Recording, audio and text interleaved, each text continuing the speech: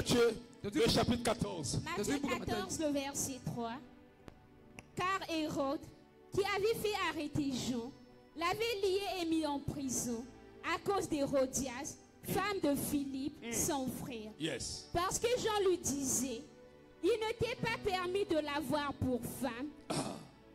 Il voulait le faire mourir, mais il craignait la foule parce qu'elle regardait Jean comme un prophète. Alléluia. Regardez maintenant, Jean-Baptiste va laisser sa mission. Au lieu de proclamer l'évangile, au lieu de parler, de préparer la voie du Seigneur, il est allé s'ingérer dans les problèmes du foyer d'Hérode. Ce n'était pas sa mission. Nous venons tous de lire sa mission. Bien qu'il soit prédicateur de l'évangile, ce n'était pas le moment. Il n'était pas prudent.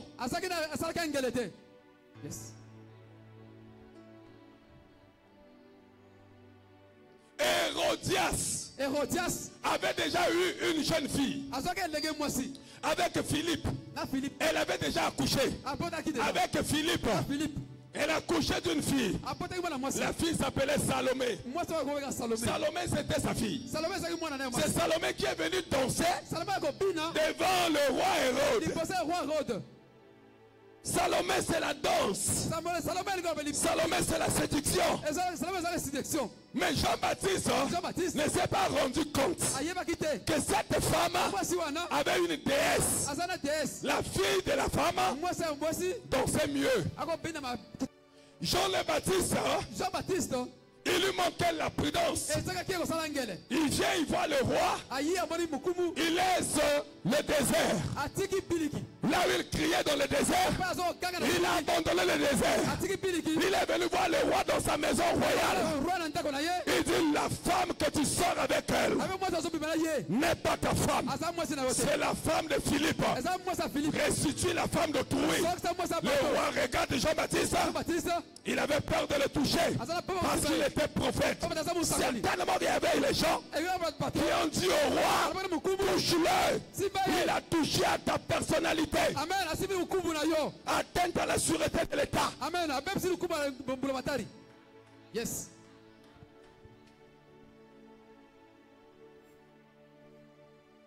Merci Jésus. Il a touché. Il ne va pas vivre. Mettez-le en prison. Écoute, il n'était pas le premier prophète à avoir fait des révélations au roi.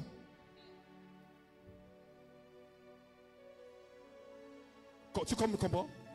Je dis que Jean le Baptiste n'était pas le premier prophète à avoir fait des révélations au roi. Il y avait aussi un prophète qui était allé voir aussi un roi. Ce roi était fort, un roi puissant.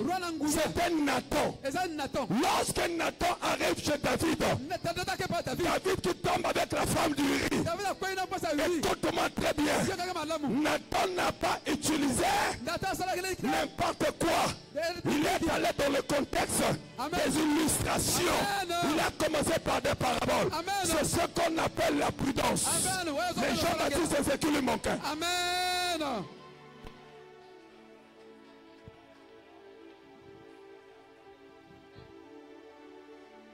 Lorsque la prudence fait défaut, tu tombes. L'imprudence va te tuer. Et c'est ce qui est arrivé dans la vie du grand prophète Jean le Baptiste. Pourquoi je l'appelle grand? C'est Jésus lui-même qui le dit. Il dit il est le grand parmi les prophètes qui sont nés d'une femme. Il était le grand, mais malgré sa grandeur, manque de la prudence, il était obligé de mourir avant le temps. Je t'apprends que Jean-Baptiste était mort avant le temps. Je te dis que Jean-Baptiste est mort avant le temps. Son ministère n'était pas encore à la fin. Amen. Est-ce que je parle à l'esprit? Amen. Daniel 2, le verset 14. Oui. Daniel s'adressa alors avec bon sens et tact à Arjoc, le responsable des gardes du roi, qui était sorti pour mettre à mort les sages de Babylone. Prenant la parole, il dit à Arjoc, l'officier du roi, pourquoi le décret du roi est-il sévère? Dans d'autres versions, on dit Daniel a dit avec prudence à l'officier de la charge du roi. Voilà pourquoi officier n'a fongoli Daniel Motema. Amen. Parce que la prudence permet que Motozo Soloanaye ose très prudent. Amen. Amen.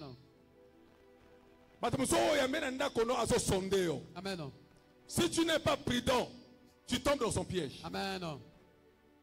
Il peut te donner à boire. Il te donne à manger. Mais lui, son problème, ce n'est pas la nourriture. Il veut te sonder. Pendant que tu manges, imprudent que tu es, tu commences à livrer tes propres secrets. Le gars, il capture. Il peut mettre un enregistrement. Demain, il retourne l'enregistrement sur toi. Parce qu'à cause de la nourriture, quelqu'un peut devenir imprudent.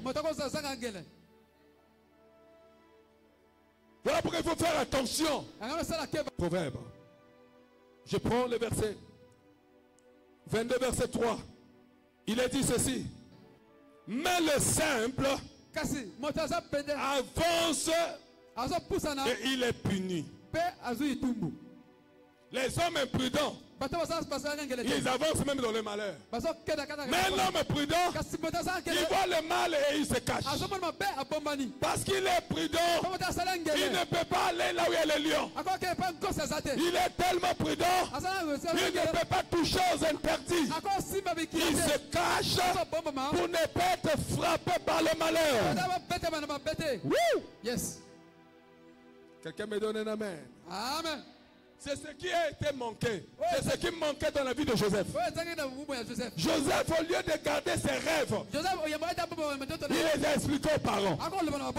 C'est ça le malheur de Joseph. Le fait de beaucoup parler. Quand tu parles, tu risqueras de faire émerger ta destinée.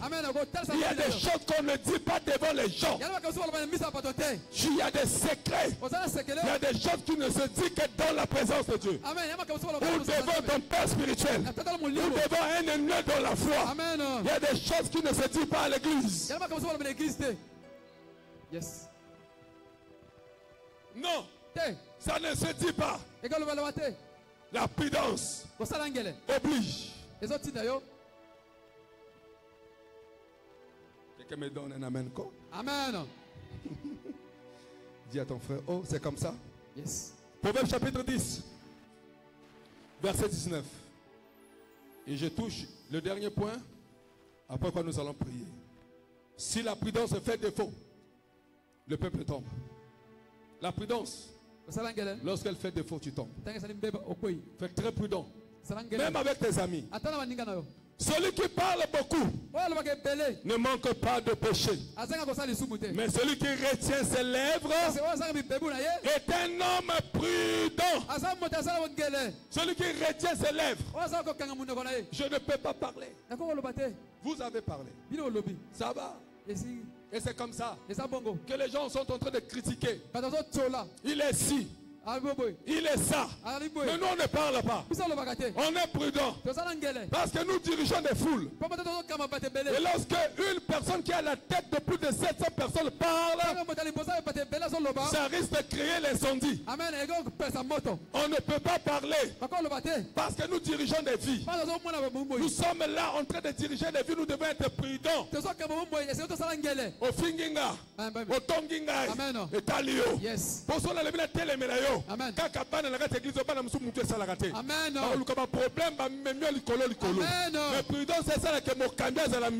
Yes. C'est ça la prudence. Amen. Tu n'as pas le droit de parler. Un bon leader ne parle pas n'importe comment.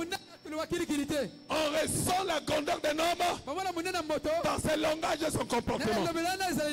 La vraie grandeur, c'est l'humilité de la personne. Yes. Ça va, hein? Yes. Motomaga Lembi, tu es fatigué? Il est encore 18h. Yes. Tu es encore fatigué, mais je ne vois pas ton amen. Proverbe 12, 23. L'homme prudent cache sa science. Il cache sa science. Voilà. Yes. L'homme prudent cache sa science. Mais le cœur des insensés proclame la folie. La science, ce sont des projets. Un homme prudent doit garder ses projets. Amen. Motomaka lingio. Osoke ko pantana ba copine na yo. Osoke pantana ba ninga à l'école. Panzamba to mususu ba yeba makambo na yo, c'est l'imprudence. Amen. Au continue na kata bus, tu commences à rencontrer ta vie même dans le bus. Amen. Un lieu public. Amen. Tu es imprudent. Amen. Tu es imprudent. Amen. Tu ne sais pas qui est dans le bus. Non. Hey. Ça c'est de l'imprudence. Au continue le taxi, tu as reçu une déception, tu rentres dans le taxi, tu commences à expliquer même au taximan le problème qui se passe dans ton foyer. Mais lui c'est un taximan. Amen. Il n'a pas le droit de comprendre, de connaître ce qui se passe chez toi. Tu l'as déjà fait, tu l'as déjà fait. C'est de l'imprudence. Tu ne sais pas l'origine ou l'état d'âme de ce taximan. Amen. Il peut avoir une mauvaise, une fausse spiritualité. Et d'autres, à cause de ma cambonayo, vous imaginez une grande église comme ça. Il y a un taxi, il y a un modérateur, il y a un prédicateur. Il y a un taxi, il y a un dimanche. Amen. Il y